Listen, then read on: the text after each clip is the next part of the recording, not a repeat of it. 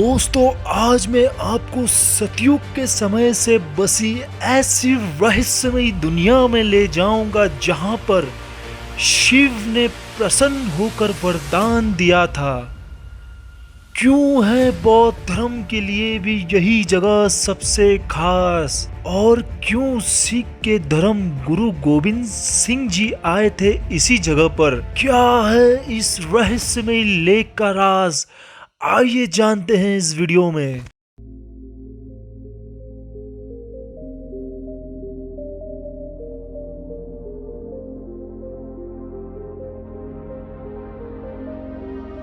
दोस्तों, रिवालसर हिमाचल प्रदेश के मंडी डिस्ट्रिक्ट से 25 किलोमीटर की दूरी पर है। यह झील मंडी की प्रमुख झीलों में से एक है। इसे लोटस लेक के नाम से भी जाना जाता है। रिवालसर झील हिमाचल प्रदेश के सबसे प्रसिद्ध झीलों में से एक है, जहां पर्यटक एक बार तो जाते हैं, दोबारा वहीं के हो जाते हैं। रिवालसर हिंदू, सिख और बौद्धों के लिए एक महत्वपूर्ण धार्मिक स्थान है। बताया जाता है कि रिवालसर 8वीं शताब्दी में बसी हुई सबसे पुरानी नगरी है। आज हम इस वीडियो के माध्यम से जानेंगे कि क्यों है ये 3 धर्मों का महत्वपूर्ण धार्मिक स्थान, और इस रहस्यमयी झील के बारे में भी मैं आपको रूबरू कराऊंगा। यह झील के चारों तरफ पहाड़ी, अलग अलग प्रकार की घनी वनस्पतियां और पौधों द्वारा संरक्षित है। यह स्थान पर्यटकों द्वारा इसकी शांत वातावरण और प्राकृतिक सुंदरता की वजह से पसंद किया जाता है।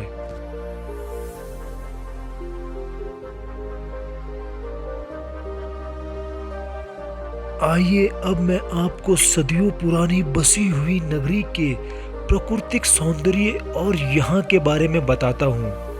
वीडियो के एंड तक जरूर बने रहना। आखिर में आपको बताऊंगा जहाँ महादेव ने प्रसन्न होकर वरदान दिया था। अगर आप यहाँ आना चाहते हो तो कैसे और कब आ सकते हो, सब जानकारी आपके साथ शेयर करूंगा। अगर वीडियो अच्छा लगे तो चैनल को जरूर सब्सक्राइब करना, वीडियो लाइक करके कमेंट जरूर कर देना, जिससे मुझे मोटिवेशन मिलेगा। आपके लिए ढेर सारी ऐसी अच्छी वीडियो मैं बनाते रहूंगा। तो चलिए वीडियो अभी शुरू करते हैं। दोस्तों, माना जाता है बौद्ध धर्म की शुरुआत हिमाचल से प्राशर लेक से ही हुई है। इसलिए बौद्ध धर्मों का सबसे महत्वपूर्ण स्थान है रिवालसर। भारत के एक साधु पुरुष थे जिन्होंने 8वीं शताब्दी में तांत्रिक बौद्ध धर्म को भूटान तिब्बत में ले जाने की अहम भूमिका निभाई थी।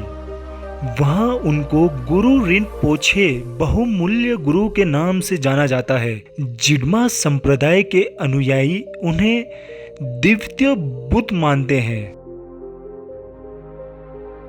यहाँ आपको बौद्धों के काफी मंदिर देखने को मिल जाएंगे। आइए अब मैं आपको ऐसे ही एक मंदिर में ले चलता हूँ जो बौद्धों का काफी आस्था का प्रतीक है।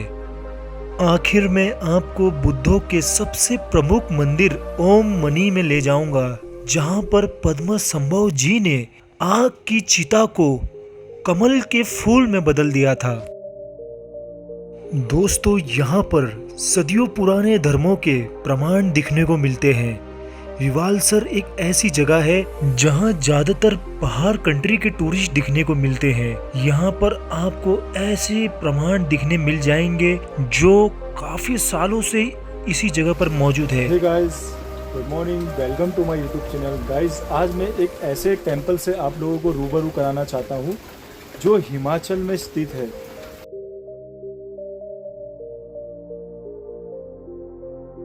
दोस्तों, यह मंदिर शांत और एकांत वातावरण के लिए काफी प्रसिद्ध है। झील के किनारे बना हुआ यह मंदिर देखने में ऐसा प्रतीक होता है कि मानो किनारे में कमल का फूल खिला हुआ है। दोस्तों, यहाँ की जो खूबसूरती है वो आपको एक अलग ही दृश्य का नज़ारा देगी।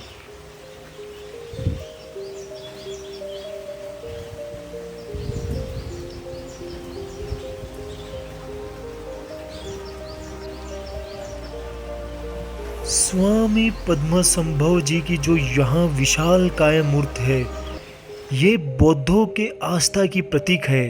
पद्मसंभव जी ने इस स्थान पर काफी सालों तक तपस्या की हुई है। ऐसा माना जाता है कि मंडी के राजा अर्शधर को जब ये पता चला कि उनकी पुत्री ने, राजकुमारी ने पद्मसंभव से शिक्षा ली है, मंडी के राजा अर्शधर को ऐसा शक हुआ कि यह तांत्रिक है और मेरी बेटी को प्रेम के जाल में फंसाकर भगाना चाहता है। राजा ने पद्मसंभव जी को आग में जलाने का आदेश दिया और अपनी बेटी राजकुमारी को अंधे कुएं में ढकल दिया। उस समय बौद्ध धर्म अधिक प्रचलित नहीं था और इसे शंका की दृष्टि से देखा जाता था। राजा के आदेश पर बहुत बड़ी चिता बनाई गई जो 7 दिन तक जलती रहे और आदेश दिया गया कि स्वामी पद्मसंभव जी को उसमें ढकल दिया जाए। स्वामी पद्मसंभव जी को जब अंदर ढकल दिया गया तो उसमें से कमल के फूल में गुरु पद्मसंभव जी एक किशोर के रूप में एक कमल के फूल में प्रकट हो गए और आग की चिता झील के रूप में बदल गई। यह देखकर राजा अविश्वसनीय हो गया और उसने गुरु पद्मसंभव जी से माफी मांगा और अपनी बेटी को अंधे कुएं से भी बाहर निकाला और वहां पर गुरु पद्मसंभव जी को स्थान बनाकर दिया।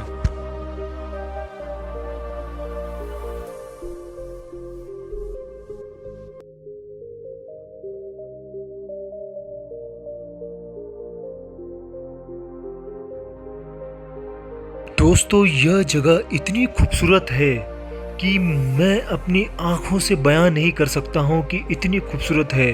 जब आप यहाँ पर आओगे तभी आप अंदाज़ा लगा पाओगे कि यह जगह कितनी खूबसूरत है, नेचर के कितने कनेक्टेड है, कितनी पावन धरती है, ये आपको आकर ही पता लगेगा।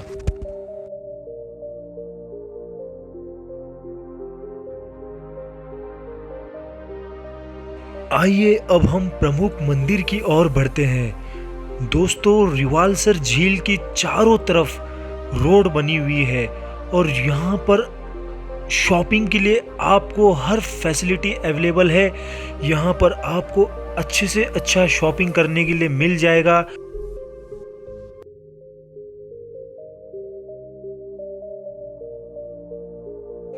मेरे प्यारे दोस्तों, ऐसी बारिश में भी आप लोगों को इस पावन स्थान से रूबरू करा रहा हूँ, तो मेरा चैनल सब्सक्राइब जरूर करना। आइए जानते हैं इस प्रमुख बौद्ध टेम्पल के रहस्य के बारे में। दोस्तों, ये वही स्थान है जहाँ पर स्वामी पद्मसंभव जी को 7 दिन तक जलने वाली चिता में ढकल दिया गया था और स्वामी पद्मसंभव जी किशोर अवस्था में कमल के फूल से वहां पर प्रकट हुए उस आग को झील में तब्दील कर दिए।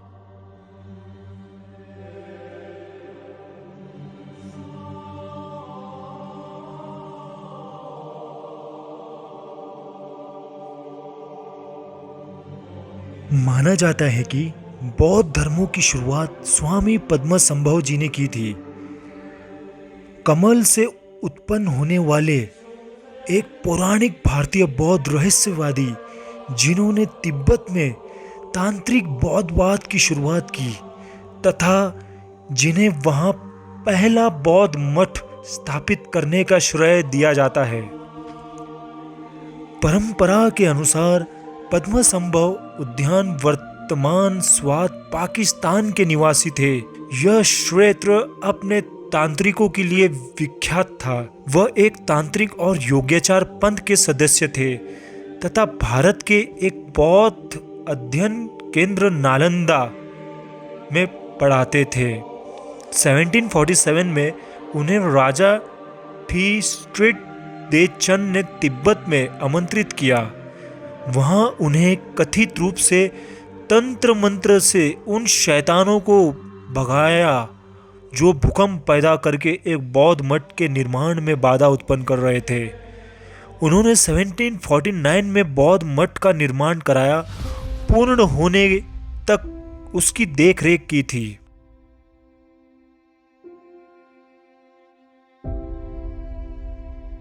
तिब्बती बौद्ध पंथ यंग महापा पुरातन पंथ के सदस्य पद्मासंभव की तांत्रिक क्रियाओं, पूजा तथा योग की शिक्षा का पालन कराने का दावा करते हैं। पंथ की शिक्षा की मालिक पाठ्य सामग्री, जिसके बारे में कहा जाता है कि पद्मासंभव ने उन्हें दफन कर दिया था, जो कि 1125 के आसपास मिलनी आरंभ हुई थी। उन्होंने कई तांत्रिक पुस्तकों का मूल संस्कृत से तिब्बती भाषा में अनुवाद भी कराया था।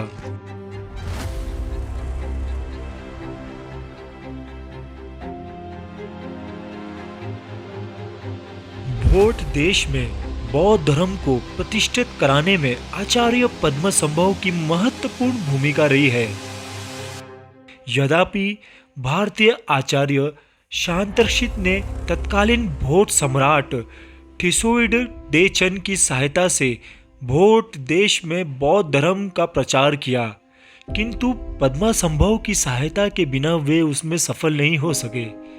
उनकी सिद्धि के बल से राक्षस, पिशाच आदि दुष्ट शक्तियां तिब्बत छोड़कर चामर द्वीप चली गई।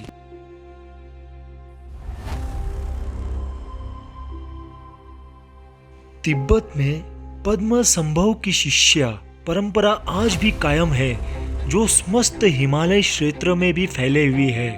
पद्मासंभव की बीज मंत्र ओम आ हूँ वज्र गुरु पद्मा सिद्धि हूँ का जाप करने में बौद्ध धर्मावलंबी अपना कल्याण समझते हैं।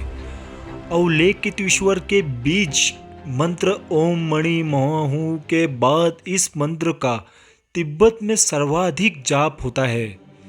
प्रत्येक दशमी के दिन गुरु पद्मासंभव की विशेष पूजा बौद्ध धर्म के अनेक संप्रदायों में आयोजित की जाती है, जिसके पीछे यह मान्यता निहित है कि दशमी के दिन गुरु पद्मासंभव साक्षात दर्शन देते हैं।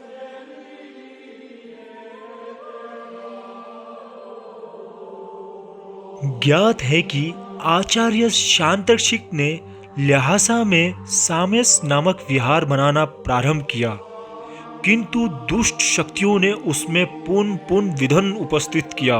जो भी निर्माण कार्य दिन में होता था, उसे रात्रि में ध्वस्त कर दिया जाता था। अंत में आचार्य शांतर्षित ने राजा से भारत से आचार्य पद्मासंभव को बुलाने के लिए कहा। राजा ने दूत भेजकर आचार्य को तिब्बत आने के लिए निमंत्रित किया। आचार्य पद्मासंभव महान तांत्रिक थे। तिब्बत आकर उन्होंने अमानुषी दुष्ट शक्तियों का निग्रह किया और कार्य योग्य वातावरण का निर्माण किया। फलत महान समस विहार का निर्माण संभव हो सका, जहां से चारों दिशाओं में धर्म का प्रत्येक मास की दशमी तिथियां में प्रत्येक दर्शन देने का वचन दिया। क्रूर लोगों को विनीत करने के लिए वे यावत संसार लोक में स्थित रहेंगे। जी गुरुजी, जो अंदर जो गॉड है उनका नाम बता सकते हो आप? गुरु पद्मासंभव। गुरु पद्मासंभव। और जो बड़े बड़े से स्टैचू है उनका नाम? वो लोकेश्वरा जी, लोकेश्वर। दोस्तों, यहाँ के जो गुरुजी हैं, इन्होंने स्वामी पद्मासंभव जी के बारे में काफ़ी अच्छे से एक्सप्लेन किया और काफ़ी अच्छे से बहुत ही पोलाइटली सिंप्लिसिटी से इन्होंने बात किया और इन्होंने बताया कि यहाँ पर देखिए आप, ये पूरी जो रिवाल्सर गुरु स्वामी पद्मासंभव जी की जो पूरी स्टोरी है वो यहाँ पर लिखी है, आप इसे पढ़ सकते हो। आगे का वीडियो बहुत ही इंटरेस्टिंग होने वाला है, वीडियो के एंड तक बने रहना। दोस्तों अगर आप रिवाल्सर आते हो तो यहाँ पर आपको ढेर सारी शॉपिंग की बहुत सारे ऑप्शन अवेलेबल होंगे। आपको ऐसी ऐसी कलाकृतियाँ और ऐसी ऐसी पेंटिंग, ऐसे ऐसे स्ट्रक्चर यहाँ पर दिखने को मिल जाएंगे जो शायद ही आपको कहीं और दिखने मिलेंगे।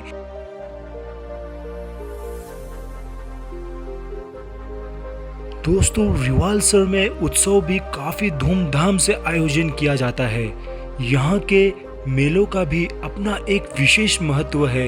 यूँ तो लोक आस्थाओं पर आधारित यहाँ पर अनेक छोटे मोटे आयोजन होते ही रहते हैं, मगर बैसाखी और छेछू के मेले विशेष स्थान रखते हैं। बैसाखी को स्थानीय लोग बसुआ कहते हैं, जबकि छेछू मुख्य रूप से बौद्धों का त्योहार है।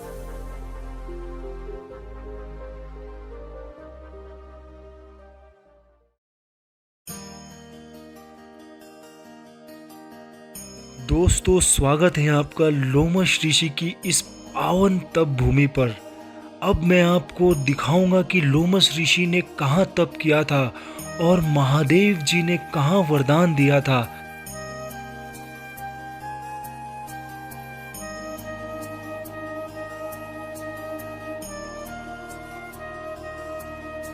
स्कंद पुराण के प्रथम और द्वितीय और तृतीय अध्याय में रिवाल्सर झील का नाम हृदयलेश के नाम से वर्णन किया है। लोमश ऋषि की तप स्थली के रूप में आता है। हृदयलेश अर्थात झीलों का राजा। रिवाल्सर का प्राचीन नाम हृदयलेश है। पूर्व काल में लोमश ऋषि जी ने हिमालय पर्वत में तपस्या कर रहे थे। इसी दौरान लोमश ऋषि ने ब्रह्म पर्वत पर चढ़कर एक हद यानी तालाब देखा, जो अत्यंत सुंदर और जिसके चारों ओर सुंदर वृक्षों की छाया, विभिन्न प्रकार के पक्षियों से सुशोभित था, जिसका जल अत्यंत निर्मल व शुद्ध है, जिसमें अप्सराएं जल क्रीड़ाएं कर रही है। इस सुंदर तालाब को देखकर ऋषि प्रसन्न हो गए तथा पर्वतों से घिरे इस तालाब में स्नान करने के बाद तपस्या में बैठ गए। कुछ देर बाद ऋषि को निद्रा आ गई। स्वप्न में उन्होंने भस्म और माला धारण किए हुए यति को देखा। उन्होंने लोमश ऋषि को इस स्थान पर तप करने को कहा।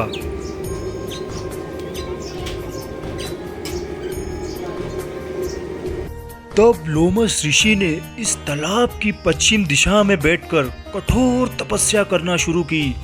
3 महीने तक कठोर तप करने पर इंद्र भयभीत हो गए। उन्होंने लोमश ऋषि की तपस्या को भंग करना चाहा, लेकिन सीढ़ी विघ्न और बाधाओं के बावजूद तपस्या करते रहे। लोमश ऋषि की कठोर तपस्या देखकर महादेव भोलेनाथ प्रसन्न हो गए। प्रसन्न होकर भगवान शिव ने ऋषि को यह वरदान दिया कि महाकल्प पर्यंत जीवित रहेंगे और मन के वेग से वायु में भ्रमण कर सकेंगे। इसके पश्चात ऋषि ने भगवान शिव से इस स्थान के महत्व के बारे में पूछा, तो भगवान ने कहा कि यह प्रश्न पार्वती से करो। तो इसी संवाद के दौरान विष्णु, ब्रह्मा, इंद्रादि देवता, किन्नर नागदी, तीर्थराज प्रयाग, पुष्कर सहित सभी पवित्र तीर्थ तथा नदियों यहाँ उपस्थित हुए। ब्रह्मा, विष्णु, गणपति, सूर्य एवं शिव पार्वती सहित 5 देवताओं ने इस भूखंड में निवास कर झील में तैरने लगे तथा यहाँ इन टीलों बेड़ों में निवास का निश्चय किया। इस प्रकार रिवाल्सर को पंचपुरी यानी 5 देवताओं का निवास स्थान के नाम से भी जाना जाता है।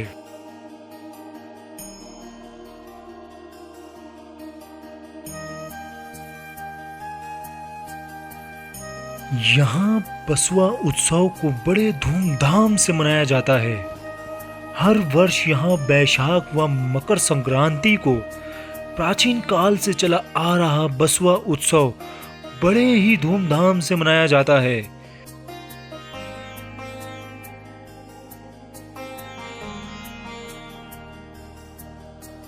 ऐसी मान्यता है कि शिवरात्रि और जन्माष्टमी के दिन जो प्रातः काल में उठकर इस सरोवर में स्नान करने के बाद देवताओं का तर्पण जल जीव का पूजन कर ब्राह्मणों को दान एवं भोजन करवाता है, उसके 7 कुलों के पितर स्वर्ग लोक को जाते हैं, उसके समस्त पाप नष्ट हो जाते हैं तथा वह बैकुंठ को प्राप्त होता है।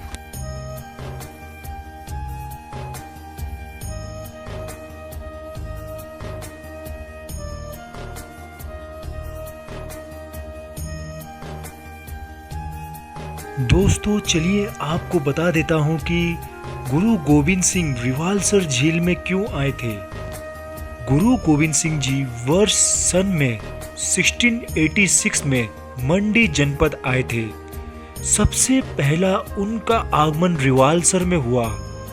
वहां से मंडी के तत्कालीन राजा सिद्धसेन उन्होंने पूरे मान सम्मान के साथ मंडी लेकर आए। हालांकि राजा ने उन्हें अपने महल में रखा, लेकिन गुरु गोविंद सिंह जी ने मंडी नगर के बाहर इस स्थान पर रहने का निर्णय लिया। यहाँ पर वह 6 महीना 18 दिन रुके थे। भाई हीरा सिंह हैंड ग्रंथी गुरु गोविंद सिंह गुरुद्वारा बताते हैं कि इस दौरान राजा ने उन्हें जो बंदूक बारूद भरने की कुपी, पलंग, तलाई और रबाव भेंट की थी वह आज भी यहाँ मौजूद है। 331 साल पुरानी बंदूक 18 किलो वजनी है और इसकी लंबाई 7 फीट 4 इंच है। वो आज भी यहाँ आपको रिवालसर के गुरुद्वारा में देखने को मिल जाएंगी। दोस्तों अगर आप भी रिवालसर आकर यहाँ की प्राकृतिक सौंदर्य का एहसास करना चाहते हो तो यहाँ से मंडी 25 किलोमीटर है, जो कि आप आसानी से बस से यहाँ पर पहुँच सकते हो, और कुल्लू एयरपोर्ट 85 किलोमीटर पे है, तो आप बड़ी इजीली से यहाँ पर आ सकते हो।